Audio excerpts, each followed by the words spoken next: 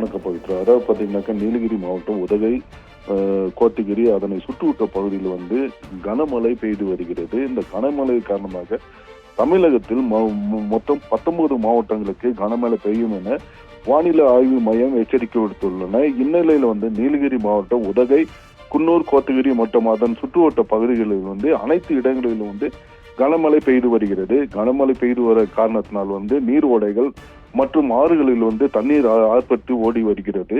கனமழை காரணமாக பார்த்தோம்னாக்க விவசாய நிலங்களில் தண்ணீர் அதிகமாக புகுந்தது. விவசாய நிலங்களில் தண்ணீர் புகுந்ததுனால பார்த்தீங்கன்னாக்க மலை காய்கறியான கேரட், பீட்ரூட், முள்ளங்கி போன்ற காய்கறிகள் வெள்ளத்தில் அடித்து செல்லப்பட்டன. இதனால் பார்த்தீங்கன்னாக்க விவசாயிகள் மிகவும் கவலை ஏற்பட்டுள்ளது. குறிப்பா பார்த்தோம்னாக்கா இந்த ஆண்டு அதிகமாக முட்டைகோஸ் பயிரிட்டு உள்ளனர். இந்த முட்டைகோஸ் ஆனது பார்த்தீங்கன்னாக்க முழுமையாக தண்ணீரில் அடித்து செல்லப்பட்டது.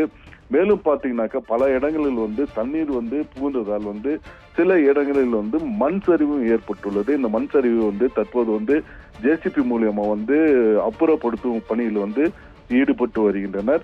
எனவே பார்த்தீங்கன்னாக்க இந்த ஆண்டு வரலாறு காண அளவுக்கு மழை பெய்து வருவதனால் பல இடங்கள் பாதிப்பு ஏற்பட்டுள்ளது.